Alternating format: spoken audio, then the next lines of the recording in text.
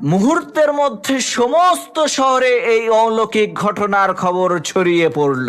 এদিকে দিন পেরিয়ে রাত হয়ে যাচ্ছে, রাত পেরিয়ে দিন হলো, কিন্তু এলাকার সমস্ত মহিলারা মিলে যৌথ অভিযান পরিচালনা করেও ওই মৃত মহিলার উরু থেকে প্রতিবেশী মহিলার হাতকে আলাদা করতে পারল না।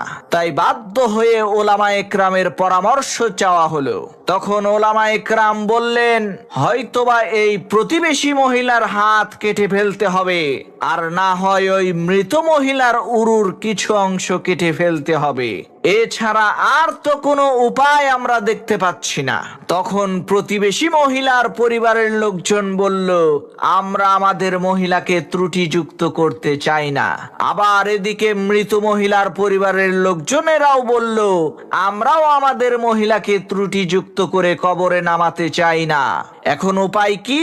তখন সবাই মিলে পরামর্শ করে তৎকালীন আরবের সবচেয়ে বড় আলেম ইমাম মালিক রহমাতুল্লাহি আলাইহির নিকটে গেলেন এবং তার কাছে সব ঘটনা খুলে বললেন।